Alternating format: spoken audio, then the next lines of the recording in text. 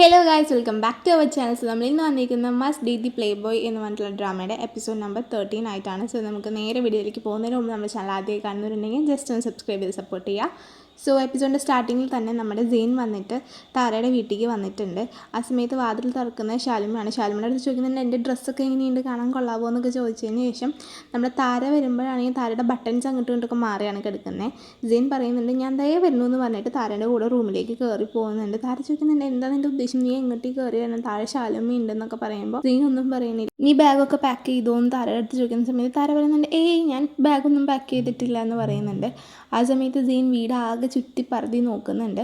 അങ്ങനെ നോക്കുന്ന സമയത്ത് റൂമിൻ്റെ ഉള്ളിൽ നിന്ന് ഒരു പെട്ടി കിട്ടുന്നുണ്ട്. അപ്പോൾ ഇതെന്താ എന്ന് ചോദിക്കുന്ന സമയത്ത് താര പറയുന്നുണ്ട് അത് പിന്നെ എനിക്ക് പറഞ്ഞ പോലെ ലാസ്റ്റ് ടൈം പാക്കിംഗ് ഒന്നും അത്ര ഇഷ്ടമല്ല, അതുകൊണ്ടാണ് ഞാൻ നേരത്തെ പാക്ക് ചെയ്ത് വെച്ചത്, എനിക്ക് ഹറിബറി ആവുന്നത് ഇഷ്ടമല്ല എന്ന് പറയുന്ന സമയത്ത് സെയിൻ പറയുന്നുണ്ട് ശരി, എന്തായാലും നീ നേരത്തെ പാക്ക് ചെയ്ത് വെച്ചൊക്കെ വളരെ നന്നായി, കാരണം നമ്മൾ നാളെയല്ല പോകുന്നത്, ഇന്ന് തന്നെ നമ്മൾ പോകാമെന്ന് പറയുന്ന സമയത്ത് താര പറഞ്ഞു എനിക്കെന്താ ഡേറ്റ് തെറ്റിയതാണോ, ഞാൻ ടിക്കറ്റ് ബുക്ക് ചെയ്തപ്പോൾ ഡേറ്റ് തെറ്റി ബുക്ക് ചെയ്തെങ്ങാനും ആണോ. താര കൺഫ്യൂഷൻ അടിച്ചിരിക്കുന്ന സമയത്ത് സെയിൻ പറയുന്നുണ്ട് അതൊന്നുമല്ല, നമ്മൾ ഇന്നാണ് പോകുന്നത്, നീ വേഗം റെഡി ആയിക്കോളാൻ പറയുന്ന സമയത്ത് താര പറയുന്നുണ്ട് ഞാനൊന്നും പ്രിപ്പയർ ചെയ്തിട്ടില്ല സെയിൻ എന്ന് പറയുന്ന സമയത്ത് ഇതിനൊക്കെ എന്തത്ര പ്രിപ്പയർ ചെയ്യാനുള്ളത്, ശരി എന്നാൽ ഞാൻ കൗശിനെ വിളിച്ച് പറയട്ടെ, ഞാൻ കൗശിനോട് ഇതൊന്നും പറഞ്ഞിട്ടില്ല എന്ന് പറഞ്ഞ് കൗശിനെ വിളിക്കാൻ വേണ്ടി ഫോൺ എടുക്കുമ്പോഴത്തേക്കും സെയിൻ ചോദിക്കുന്നുണ്ട് ഇത് ആരും കൂടി പോകാൻ വേണ്ടി തീരുമാനിച്ച ട്രിപ്പായിരുന്നു, ഈ കൗശിയൊക്കെ ഇതിലിപ്പോൾ എങ്ങനെയാണ് വന്നേ, അവളോട് പറഞ്ഞേന്ന് ചോദിക്കുന്ന സമയത്ത് താര പറയുന്നുണ്ട് ഞാനാണ് പറഞ്ഞത്, നമ്മൾ രണ്ടുപേരും മാത്രമാകുമ്പോൾ അത്ര രസം ഉണ്ടാവില്ലല്ലോ, നോക്ക് താര, ഞാൻ നിന്നോട് കുറച്ച് ടൈം സ്പെൻഡ് ചെയ്യാൻ വേണ്ടിയിട്ടാണ് അവിടേക്ക് പോകുന്നത്,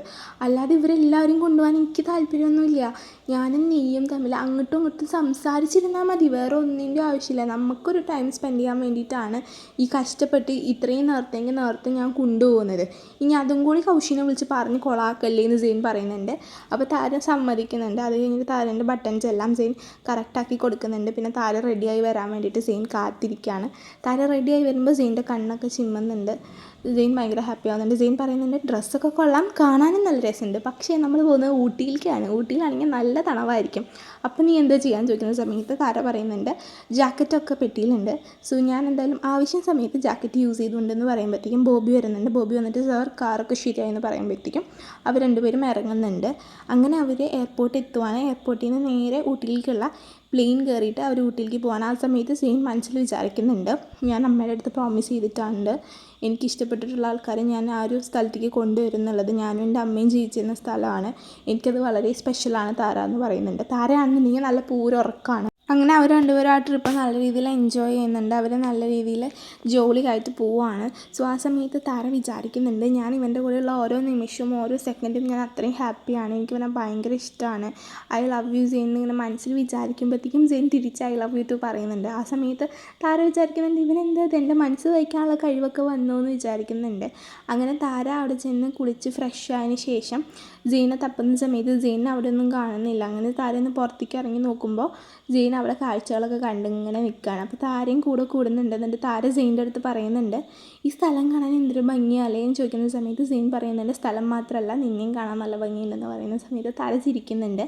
അത് കഴിഞ്ഞ് സെയിൻ പറയുന്നുണ്ട് ഞാനും എൻ്റെ അമ്മയും കൂടി താമസിച്ചിരുന്ന സ്ഥലമാണിത്, കുറേയധികം മെമ്മറീസ് ഉണ്ട്, അമ്മയുടെ കൂടെ ഞാൻ സ്കൂളിൽ പോയിരുന്നതും അമ്മനെ തിരിച്ചു കൊണ്ടുവരുന്നതും അങ്ങനെയുള്ള കുറേ മെമ്മറീസ് ഉള്ള സ്ഥലമാണ്, എനിക്കിത് ഭയങ്കര സ്പെഷ്യലാണെന്ന് പറയുന്നുണ്ട്. സെയിൻ താരയുടെ അടുത്ത് ചോദിക്കുന്നുണ്ട് നിനക്ക് വിശക്കുന്നുണ്ടോ, നീ എയർപോർട്ടിൽ നിന്നൊന്നും കഴിച്ചില്ലല്ലോ, സോ നമുക്കിവിടെ അടുത്തൊരു റെസ്റ്റോറൻറ്റ് ഉണ്ട്, അവിടെ പോയിട്ട് ഫുഡ് കഴിക്കാം എന്ന് പറയുന്ന സമയത്ത് താര പറയുന്നുണ്ട് നമുക്ക് വല്ല ഫുഡൊക്കെ ഓർഡർ ചെയ്തിട്ട് പിന്നെ കുറച്ച് നേരം കിടന്ന് ഉറങ്ങിയാൽ പോരെ, അല്ല നിനക്ക് ഹോട്ടലിൽ പോയി ഫുഡ് കഴിക്കണം എന്നുണ്ടെങ്കിൽ കഴിക്കാട്ടോ, അതിലെനിക്ക് പ്രശ്നമില്ല എന്ന് പറയുമ്പോഴത്തേക്കും സെയിൻ പറയുന്നുണ്ട് എനിക്ക് ഫുഡിൻ്റെ ഒന്നും ആവശ്യമില്ല, ഞാൻ ദാ വരുന്നു എന്നും പറഞ്ഞിട്ട് താരനെയും പൊക്കി പിടിച്ചിട്ട് കെടുക്കാൻ വേണ്ടി പോകുന്നുണ്ട്.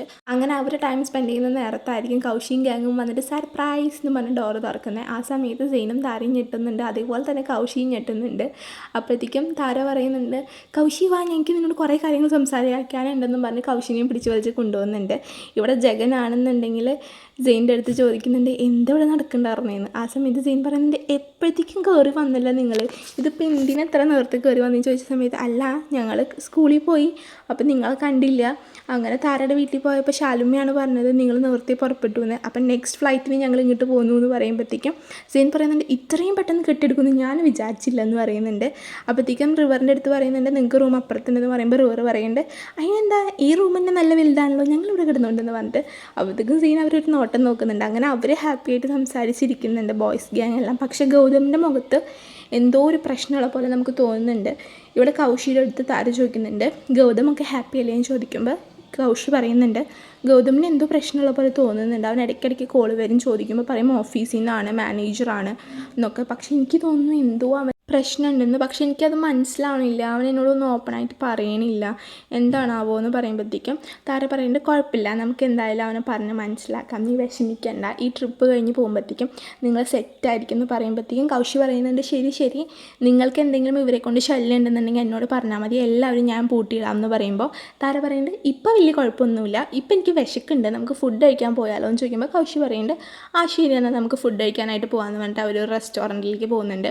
ഇവിടെയാണെന്നുണ്ടെങ്കിൽ നമ്മുടെ ജെയിൻ്റെയും നിതിൻ്റെയും നടുവിലാണ് നമ്മുടെ താര വന്നിരിക്കുന്നത്. രണ്ടുപേരും അങ്ങോട്ടും ഇങ്ങോട്ടും നോക്കി നല്ല കലിപ്പ് മൂടാണ് കേട്ടോ.